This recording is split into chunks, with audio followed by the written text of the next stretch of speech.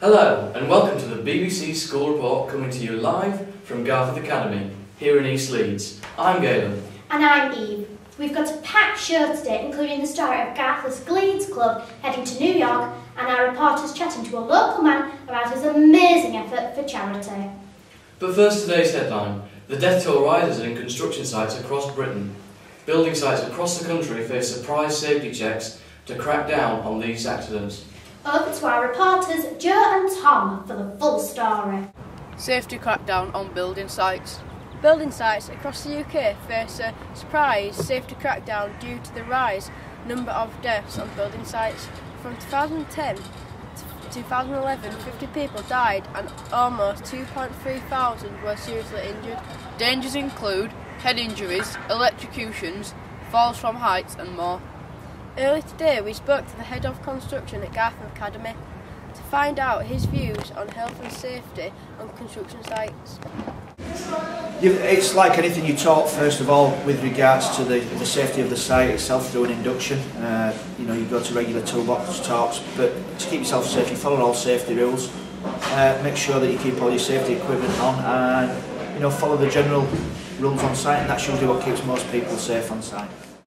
It is hoped that these new laws will mean less deaths on building sites. Literacy levels at an all-time low, so Michael Wilshaw criticises primary schools for the drop. Literacy standards and wants a change. Let's cross to our reporters Connor and Connor for details. According to Sir Michael Wilshaw, literacy standards have stalled. The Ofsted Chief Inspector has criticised primary schools for not preparing their students fully for secondary school. Last year, only 82% of Key Stage 2 students achieved the target level. We asked members of Garforth Academy what their favourite books were. So my favourite book is Pride and Prejudice by Jane Austen. My favourite book is Hitchhiker's Guide to the Galaxy by Douglas Adams. Soul Eater by Michael Paver. My favourite book is The Woman in Black. My favourite book is Candy Floss by Jacqueline Wilson. Sir Michael Wilshaw has been the Chief Inspector of Ofsted since January 2012. In an interview with Mrs Oliver, Assistant Principal at Garforth Academy, we got her take on Sir Michael's comments. I think one thing we can do is really embrace digital technology, which when the new resource centre is open will allow us to do that.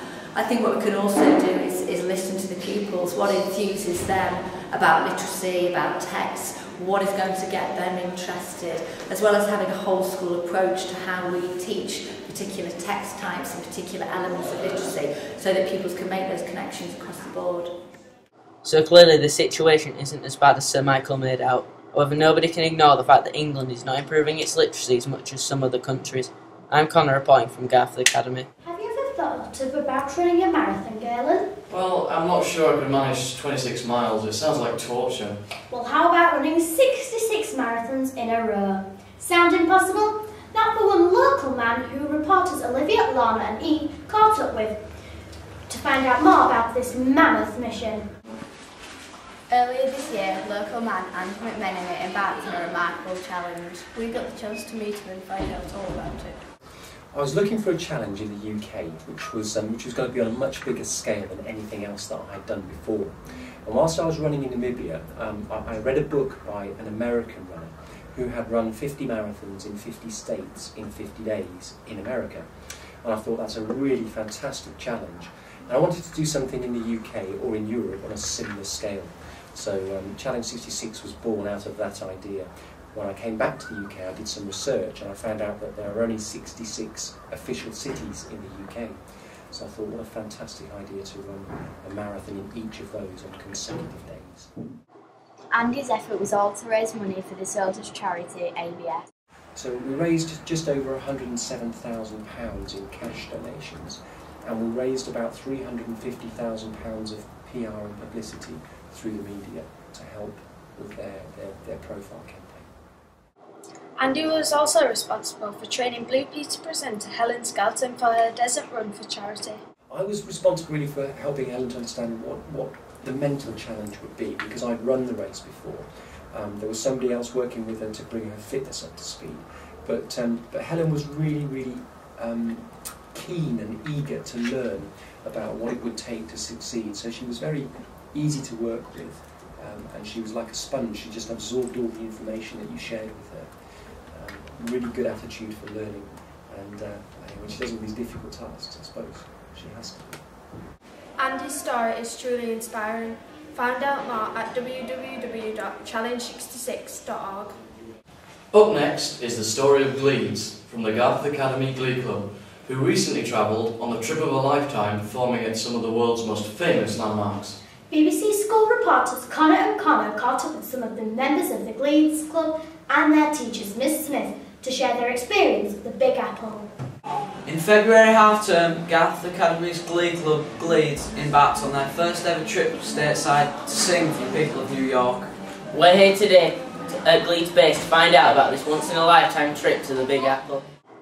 26 students travelled to New York to sing at famous landmarks such as Central Park and the UN building. So how did they feel about travelling to the Big Apple? It took a long time for them to actually feel like they were in New York. So even though we were at the Empire State Building or we could see it, they were like, it doesn't feel like we're in New York. Or if we were at Times Square, still doesn't feel like we're in New York. So I think it's such a, it was really weird, wasn't it, to actually be in New York together. Gleeds flew to New York for 5 nights staying at the YMCA Hotel. It has undoubtedly been a fantastic experience for the young vocalists. However, it wasn't all work and no play. They all had fantastic experiences in a foreign country and got a real taste for American culture. What kind of educational benefits this trip had on your students? I think there was a huge educational benefit to them. Obviously here at Garforth Academy we're a performing arts school, so the students have gained experience performing in some absolutely amazing venues across New York City. They've learned to work together more as a team. You know, they were supporting one another when we were over there. Also, the songs that we learned a set just for New York. The students worked really hard. Some of the songs that we did were very technically demanding. So they were singing often in 4 or 5 part harmony, sometimes even 6. So musically, it stretched them as well. So I think they probably gained a lot educationally from our trip. So how did the students feel about their New York experience? Like the whole city in general made you feel really insignificant because of how tall the buildings were and how busy it was everywhere you went, but it was really good. With the European Championships coming up in the summer, England Fever will surely be sweeping the nation. But away from the bright lights of the Premiership, the women's game continues to go from strength to strength. The newly formed Women's Super League is a reflection of the gathering profile of women's football in the UK. The Women's Super League is exactly the same as the Men's Premier League, with various teams from across the country competing to see who is the best team in England. We were able to talk to player Carla Cantrell for her thoughts on the new league formation. The launch of the Women's Super League's kind of made the statements of the FA quite clear that they wanted to build and progress on the game, make it a lot more professional in this country. So that running through April through to September, so it doesn't clash with the men's game. They pumped in more money, more media, more press coverage. So I think they're kind of trying to ensure that it is sustainable and that it progresses a lot more in the country to make us more compatible with other nations across the world. So what does Carla think the future holds for women's football? I feel like in the future I just want the game to be a lot more professional than what it is. Obviously we're making huge steps towards that, but can there be a lot more funding in the women's game? It'll never be on par with the men's game at all, but for it to even come in within 10% of that would be ideal. Ensuring that England progresses a nation, and by having a great Women's Super League, there's no reason why that can't happen. And finally, what does your mother mean to you? Mothers are certainly some of the most important people in our lives. As Mother's Day approaches, Dan and Daniel get the opinions of mothers and children, see what this special day means to them. What did you get your mum for Mother's Day? Oh, just flowers and a card. What did you get your mum for Mother's Day? Oh, just a card from me and my brother. We're at Garforth Academy asking students and teachers their ideal presents on this special Sunday. Well, I've got my mum flowers. Have you? I think Yeah. I'm going to cook lunch for my mum. Yeah, flowers and a card. Yeah, small bunch of flowers. Just to take it easy during the day, that would be the best present for me for Mother's Day. You know, peace in the house, no arguing, perhaps a nice bunch of flowers. Well, for Mother's Day, I'll probably get my mum maybe a bouquet of flowers or something, maybe some chocolates, and might even make a dinner if I feel up to it. I'd just like a nice quiet day. I don't need anything big. Today's weather forecast. A cloudy day but not too chilly at 12 degrees. That's all from me, Galen. And me, Eve, reporting from Garforth Academy. Goodbye.